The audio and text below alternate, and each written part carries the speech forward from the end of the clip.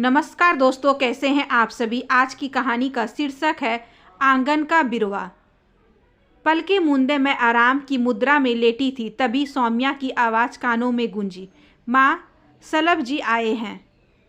उसका यह सलभ जी संबोधन मुझे चौंका गया। मैं भीतर तक हिल गई, परंतु मैंने अपने हृदय के भावों को चेहरे पर प्रकट नहीं होने दिया। सहज भाव से सौम्या की तरफ देखकर कहा, ड्राइंग रूम में बिठाओ, अभी आ रही हूँ। उसके जाने के बाद मैं गहरी चिंता में डूब गई। कहाँ चूक गई हुई मुझसे। यह सलभ अंकल से सलभ जी के बीच का अंतराल अपने भीतर कितना कुछ रहस्य समेटे हुए हैं। व्यग्र हो उठी मैं। सच में युवा बेटी की माँ होना भी कितना बड़ा उत्तरदायित्व है। जरा सा ध्यान न दीजिए तो बीच चौराहे पर इज्जत नीलाम होते देर नहीं लगती। मुझे धैर्य से काम लेना होगा, शीघ्रता अच्छी नहीं। प्रारंभ से ही मैं यह समझती आई हूँ कि बच्चे अपनी माँ की सुघड़ता और फुहरता का जीता जागता प्रमाण होते हैं। फिर मैं तो शुरू से ही इस विषय में बहुत सजग सतर्क रही हूँ। मैंने संदीप और सौम्या के व्यक्तित्व की कमी को दूर कर बड़े सलीके से संवारा है। तभी तो सभी मुक्त कंठ से मेरे बच्चों को सराहते हैं, साथ में मुझे भी। परंतु यह सौम्या नहीं, इसमें सौम्या का कोई दोष नहीं। उम्र ही ऐसी है उसकी। नहीं, मैं अपने आंगन की सुंदर सुकोमल बेल को एक बूढ़े जंजर जीर्ण शीर्ण दस्तक का सहारा ले असमय मुरझाने नहीं दूंगी। अब तक मैं अपने बच्चों के लिए जो करती आई हूँ वह तो लगभग अपनी क्षमता और लगन के अनुसार सभी माएँ करती हैं। मेरी परख तो तब होगी जब मैं इस अग्नि परीक्षा में खरी उतरूंगी।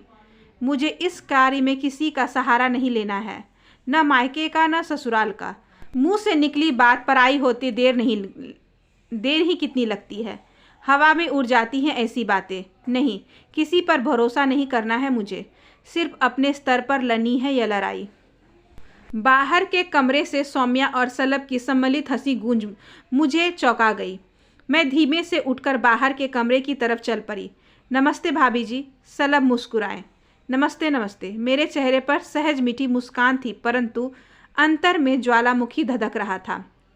कैसी तबीयत है आपकी? उन्होंने कहा।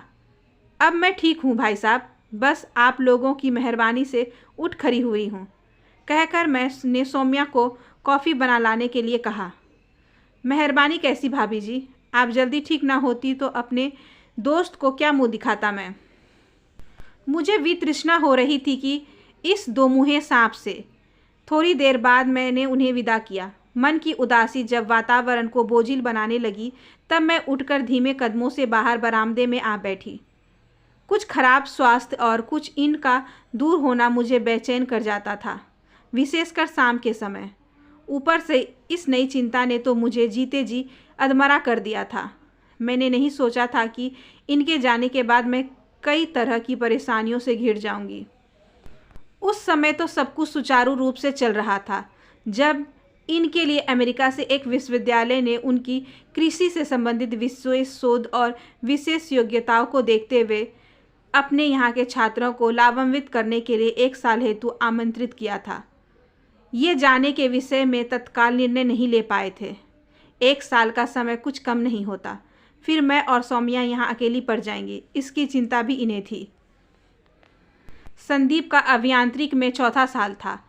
वह हॉस्टल में था। ससुराल और पीहर दोनों इतनी दूर थे कि हमेशा किसी की देख रेख संभव नहीं थी। तब मैंने ही इन्हें पूरी तरह आश्वस्त कर जाने को प्रेरित किया था।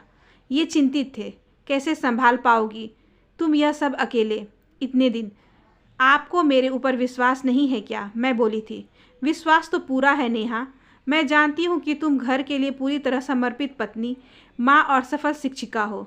कर्मठ हो, बुद्धिमान हो, लेकिन फिर भी सब हो जाएगा। इतना अच्छा अवसर आप हाथ से मत जाने दीजिए। बड़ी मुश्किल से मिलता है ऐसा स्वर्णिम अवसर। आप तो ऐसे डर रहे हैं जैसे मैं गांव से पहली बार शहर आई हूँ। मैंने हंसते हुए कहा था। तुम जानती हो नेहा, तुम व बच्चे मेरी कमजोरी हो। ये भावुक हो उठे थे। मेरे लिए 1 साल तुम सब के लिए बिना काटना किसी सजा जैसा ही होगा। फिर इन्होंने मुझे अपने से चिपका लिया था। इनके सीने से लगी मैं भी 1 साल की दूरी की कल्पना से थोड़ी देर के लिए विचलित हो उठी थी, परंतु फिर बरबस अपने ऊपर काबू पा लिया था कि यदि मैं ही कमज़ोर पड़ गई तो ये जाने से साफ इनकार कर देंगे। नहीं नहीं, पति के उज्ज्वल भविष्य व नाम के लिए मुझे स्वयं को दृढ़ करना होगा। यह सोच मैंने भर आई आंखों के आंसुओं को भीतर ही सोख लिया और मुस्कुराते हुए इनकी तरफ देखकर कहा, 1 साल होता ही कितना है, चुटकियों में बीत जाएगा। फिर यह भी तो सोचिए कि यह 1 साल आपके भविष्य को एक नया आयाम देगा और फिर कुछ पाने के लिए कुछ खोना ही पड़ता है ना। पर यह कीमत कुछ ज़्यादा नहीं है, इन्होंने सीधे मेरी आंखों में झांकते हुए कहा था। वैसे इनका विचलित होना स्वाभाविक ही था। जहां इन पर इनके मित्रगण विश्वविद्यालय के बाद का समय राजनीति और बैठकबाजी में बिताते थे, वे ये काम के बाद अधिकांश समय घर में परिवार के साथ बिताते थे। जहां भी जाना होता हम दोनों साथ ही जाते थे। आखिरकार सोच समझकर ये जाने की तैयारी में लग गए थे। सभी मित्रों परिचितों ने भी इन्हें आश्वस्त कर जाने को प्रेरित किया था। इनके जाने के बाद मैं और सौम्या अकेली रह गई थी। इनके जाने से घर में अजीब सा सूनापन घिर गया था। मैं अपने विद्यालय चली जाती और सौम्या अपने कॉलेज। सौम्या का इस साल बीए अंतिम वर्ष था। जब कभी उसकी सहेलियां आती तो घर की उदासी उनकी खिलखिलाहटों से कुछ देर के लिए दूर हो जाती थी। समय जैसे तैसे कट रहा था। इधर सौम्या कुछ अनमनी सी रहने लगी थी। पिता की दूरी उसे कुछ ज़्यादा ही खल रही थी। हाँ, इस बीच इनके मित्र कभी अकेले कभी परिवार सहित आकर हालचाल पूछ लिया करते थे। विशेषकर इनके मित्र सलभ जी और मेरी सखी मीरा। सलभ इनके परम मित्रों में से थे। इनके विभाग में ही रीडर थे और अभी तक कुंवारे भी थे। बड़ा मिलनसार स्वभाव था और बड़ा ही आकर्षक व्यक्तित्व। आते तो घंटों बातें करते। सौम्या भी उनसे काफ़ी हिलमिल गई थी। मीरा मेरी सहयोगी अध्यापिका और घनिष्ठ मित्र थी। हम दोनों के विचारों में अद्भुत साम्य अंतरंगता स्थापित करने में सहायक हुआ था। मन की बातें, उलझने, दुख सुख आपस में बात कर हम हल्की हो लेती थी। उसके पति डॉक्टर थे तथा 2 बेटे थे, अक्षय और अभय। अक्षय का इसी साल पीसीएस में चयन हुआ था। सत्र की समाप्ति के बाद संदीप भी आ गया था। उसके आने से घर की रौनक जाग उठी थी। दोनों भाई बहन नित नए कार्यक्रम में भी बनाते और मुझ भी उनका साथ देना ही पड़ता। दोनों के दोस्तों और सहेलियों से घर भर उठता। बच्चों के बीच में मैं भी हंस बोल लेती, पर मन का कोई कोना खाली खाली उदास रहता। इनकी यादों की कसक टीस देती रहती थी। वैसे भी उम्र के इस तीसरे पहर में साथी की दूरी कुछ ज़्यादा ही तकलीफ देह होती है। पति पत्नी एक दूसरे की आदत में शामिल हो जाते हैं। इनके लंबे लंबे पत्र आते, वहाँ कैसे रहते हैं, क्या करते हैं, सारी बातें लिखी रहती। जिस दिन पत्र मिलता मैं और सौम्या बार बार पढ़ते। कई दिन तक मन तरोताज़ा खुश रहता। फिर दूसरे पत्र का इंतज़ार शुरू हो जाता। एक दिन विश्वविद्यालय में कक्षा लेते समय एकाएक जोर का चक्कर आ जाने से मैं गिर पड़ी। छात्राओं तथा मेरे अन्य सहयोगियों ने मिलकर मुझे तुरंत अस्पताल पहुंचाया। डॉक्टर ने उच्च रक्तचाप बताया और कम से कम 1 महीना आराम करने की सलाह दी। इस बीच सौम्या बिल्कुल अकेली पड़ गई। घर, अपना विद्यालय और फिर मुझे तीनों को संभालना उस अकेली के लिए बड़ा मुश्किल हो रहा था। तब सलभ जी और मीरा ने काफ़ी सहारा दिया। मेरी तो तबीयत खराब थी, इसलिए जो भी आता उसकी सौम्या से बातें होती। हाँ, मीरा आती तो विद्यालय के समाचार मिलते रहते। सलभ जी भी मुझसे हाल पूछ सौम्या से ही अधिकतर बातें करते रहते। इधर सलभ जी और सौम्या में काफ़ी पटने लगी। आश्चर्य तब होता जब मेरे सामने आते ही दोनों असहज होने लगते। बस इसी बात ने मुझे चौकन्ना कर दी। सलभ जी और सौम्या, बाप बेटी सा अंतर।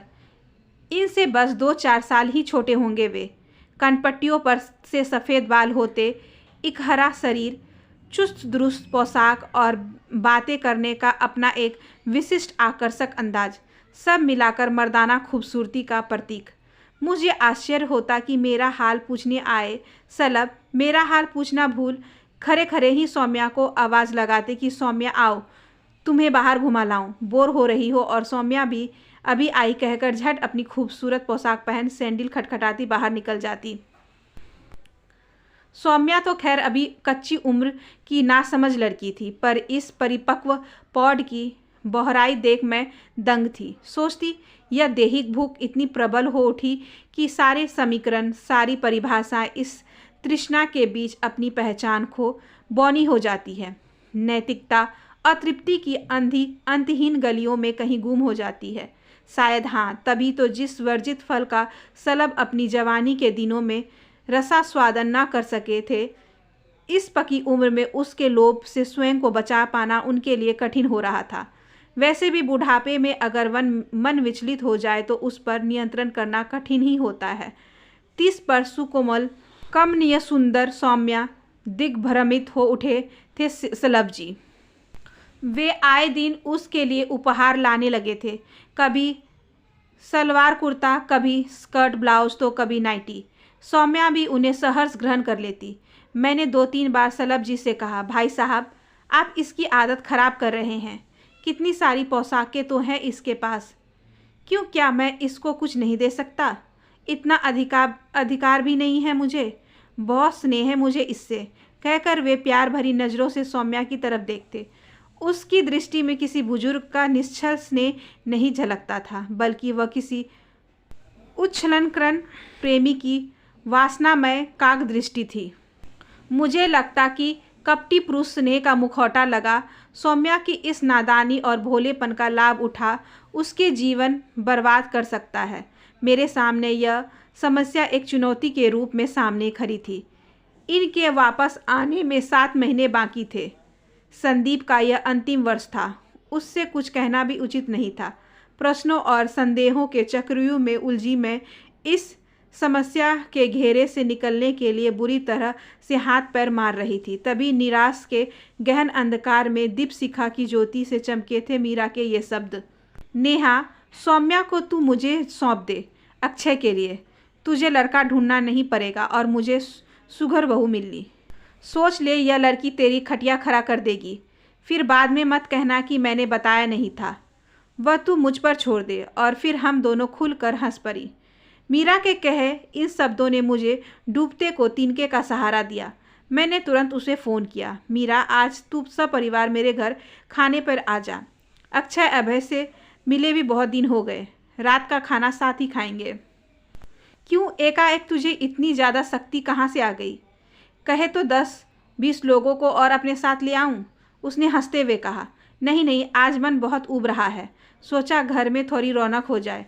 अच्छा जी, तो अब हम नौटंकी के कलाकार हो गए। ठीक है भाई, आ जाएंगे सरकार का मनोरंजन करने।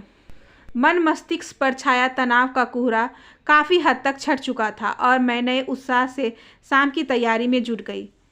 रम्या को निर्देश दे मैंने कई चीज़ें बनवा ली थी।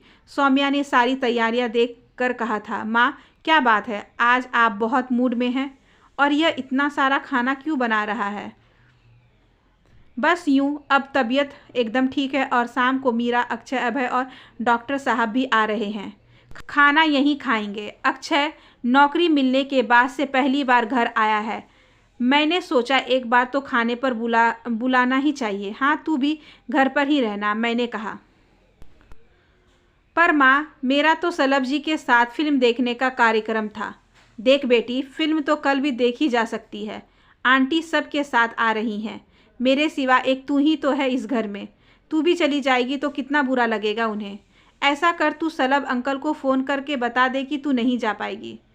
मैंने भीतर की चीड़ को दबाते हुए प्यार से कहा। ठीक है माँ, सौम्या ने अनमने ढंग से कहा। शाम को मीरा, डॉक्टर साहब, अक्षय, अभय सभी आ गए। विनोदी स्वभाव के डॉक्टर साहब ने आते ही कहा, बीमारी से उठने के बाद तो आप और भी तरोताज़ा व खूबसूरत लग रही हैं नेहा जी। क्यों मेरी सहेली पर नीयत खराब करते हो इस बुढ़ापे में? मीरा ने पति को टोका। लो, सारी जवानी तो तुमने दाएं बाएं देखने नहीं दिया, अब इस बुढ़ापे में तो बख्श दो। उनकी इस बात पर जोर का ठहाका लगा। सौम्या ने भी बड़ी तत्परता और उत्साह से उन सब का स्वागत किया। कॉफ़ी नाश्ता के बाद वह अक्षय और अभय से बातें करने लगी। मैंने अक्षय की ओर दृष्टि घुमाई। ऊंचा लंबा अक्षय, चेहरे पर शालीन मुस्कुराहट, दंभ और नामो निशान नहीं। हंसमुख, मिलनसार स्वभाव। सच सौम्या के साथ कितनी सटीक जोड़ी रहेगी। मैं सोचने लगी। डॉक्टर साहब और मीरा के साथ बातें करते हुए मेरे मन का चोर अक्षय और सौम्या की गतिविधियों पर दृष्टि जमाए बैठा रहा। मैंने अक्षय की आंखों में सौम्या के लिए प्रशंसा के भाव तैरते देख लिए। मैंने थोड़ा आश्वस्त तो हुआ, परंतु अभी सौम्या की प्रतिक्रिया देखनी बाकी थी। बातों के बीच ही सौम्या ने कुशलता से खाना मेज पर लगा दिया। डॉक्टर साहब और मीरा तो सौम्या के सलीके से परिचित थे ही। सौम्या के मोहक रूप और दक्षता ने अक्षय पर भी काफ़ी प्रभाव डाला। खुशगवार माहौल में खाना खत्म हुआ तो अक्षय ने कहा, आंटी, आपसे मिले और आपके हाथ का तो स्वादिष्ट खाना खाए बहुत दिन हो गए थे। आज की यह शाम बहुत दिनों तक याद रहेगी।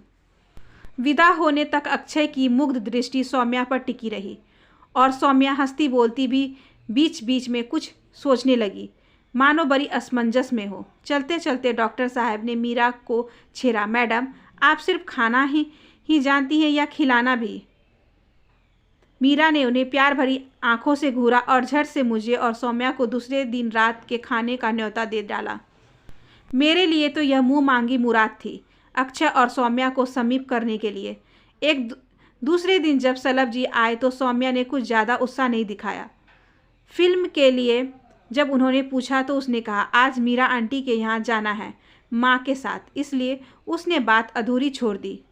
वे थोड़ी देर बैठने के बाद चले गए। मैं भीतर ही भीतर पुलकित हो उठी। मुझे लगा कि प्रकृति शायद स्वयं सौम्या को समझा रही और यही मैं चाहती भी थी। दूसरे दिन शाम को मीरा के यहाँ जाने के लिए तैयार होने से पहले मैं सौम्या से कहा, सौम्या, आज तू गुलाबी साड़ी पहन ले। कौन सी? वह जॉर्जेट की जरी किनारे वाली। हाँ हाँ, वही। एक साड़ी के लिए हमेशा नानुकुर करने वाली सौम्या ने आज चुपचाप वही साड़ी पहन ली। यह मेरे लिए बहुत आश्चर्य की बात थी। गुलाबी साड़ी में खूबसूरत सौम्या का रूप और भी निखर आया। न चाहते हुए भी एक बार फिर मेरी दृष्टि उसके ऊपर चली गई। अपलक ठगी सी कुछ क्षण तो मैं अपनी मोहक सलोनी बेटी का अप्रितम निर्दोष सौंदर्य देखती रह गई। चलिए न माँ, क्या सोचने लगी? सौम्या ने ही उबारा था इस स्थिति से मुझे। मीरा के घर पहुँचते पहुँचते हल्की सांझ घिर आई थी। डॉक्टर साहब, मीरा, अक्षय सभी लॉन में ही बैठे थे। अभय शायद अपने किसी दोस्त से मिलने गया था। हम दोनों जब उनके समीप पहुँचे तो सभी की दृष्टि कुछ पल को सौम्या पर स्थिर हो गई। मैंने अक्षय की ओर देखा तो पाया कि यंत्र विदित सी सम्मोहित उसकी आंखें पलक झपकाना भूल सौम्या को एकटक निहारे जा रही थी। अरे भाई, इन्हें बिठाओगे भी तुम लोग कि खरे खरे ही विदा कर देने का इरादा है? डॉक्टर साहब ने सम्मोहन भंग किया। अरे हाँ हाँ, बैठो नेहा, मीरा ने कहा और फिर हाथ पकड़कर अपने पास ही सौम्या को बिठाते हुए मुझसे बोली, नेहा, आज मेरी नज़र सौम्या को ज़रूर लगेगी। बहुत ही प्यारी लग रही है। मेरी भी, डॉक्टर साहब ने जोरा। सौम्या शर्मा उठी। अंकल क्यों मेरी खिंचाई कर रहे हैं? इसलिए कि तू और लंबी हो जाए, उन्होंने पट से कहा और ज़ोर से हंस पड़े। कुछ देर इधर उधर की बातों के बाद मीरा कॉफ़ी बनाने उठी थी, पर सौम्या ने तुरंत उन्हें बिठा दिया। कॉफ़ी मैं बनाती हूँ आंटी, आप लोग बातें कीजिए। हाँ हाँ, मैं भी यही चाह रहा था बेटी। इनके हाथ का काढ़ा पीने से बेहतर है ठंडा पानी पीकर संतोष कर लिया जाए। डॉक्टर साहब ने मीरा को तिरछी दृष्टि से देखकर कहा तो हम सभी हंस पड़े। सौम्या उठी तो अक्षय ने तुरंत कहा, चलिए मैं आपकी मदद करता हूँ। दोनों को साथ साथ जाते देख डॉक्टर साहब बोले, वाह, कितनी सुंदर जोड़ी है। सच, मीरा ने समर्थन किया। फिर मुझसे बोली, नेहा, सौम्या मुझे और इन्हें बेहद पसंद है और मुझे ऐसा लग रहा है कि अक्षय भी उससे प्रभावित है, क्योंकि अभी तक तो शादी के नाम पर 36 बहाने करता था, परंतु कल जब मैंने सौम्या के लिए पूछा तो मुस्कुरा कर रह गया। अब अच्छी नौकरी में भी तो आ गया है, मुझे उसकी शादी करनी ही है। नेहा, अगर कहे तो अभी मंगनी कर देते हैं, शादी भाई साहब के आने पर कर देंगे। वैसे तू सौम्या से पूछ ले। हर्ष के अतिरेक में मेरी आंखें भर आई। मीरा ने मुझे किस मनोस्थिति से उबारा था इसका रंच मात्र भी आभास नहीं था। भरे गले से मैं उससे बोली, मेरी बेटी को इतना अच्छा लड़का मिलेगा मीरा? मैं नहीं जानती थी, उससे क्यों पूछूं? अक्षय जैसा लड़का, ऐसे सास ससुर और इतना अच्छा परिवार, सच मुझे तो घर बैठे हीरा मिल गया। मैंने भी नहीं सोचा था कि इस बुद्धू अक्षय के हिस्से में ऐसा चांद का टुकड़ा आएगा, मीरा बोली थी। और मैंने तो सपने में भी नहीं सोचा था कि मुझे इतनी हसीन समधिन मिलेगी, डॉक्टर साहब ने हंसते हुए कहा तो हम सब एक बार फिर हंस पड़े। तभी एकाएक चौंक पड़े थे डॉक्टर साहब। अरे भैया, कबूतरों की जोड़ी कॉफ़ी उगा रही है क्या अंदर? तब मैं और मीरा रसोई की तरफ चली, पर द्वार पर ही ठिठक कर रुक जाना पड़ा। मीरा ने मेरा हाथ धीरे से दबाकर अंदर की ओर इशारा किया तो मैंने देखा अंदर गैस पर रखी हुई कॉफ़ी उबल उबल कर गिर रही है और सामने अक्षय सौम्या का हाथ थामे हुए धीमे स्वर में कुछ कह रहा है। सौम्या की बड़ी बड़ी हिरनी सी आंखें शर्म से झुकी हुई थी और उसके पतले गुलाबी होंठों पर मीठी प्यारी सी मुस्कान थी। मैं और मीरा धीमे कदमों से बाहर चली आईं। उफनती नदी का चंचल बहाव प्रकृति ने सही दिशा की ओर मोड़ दिया था।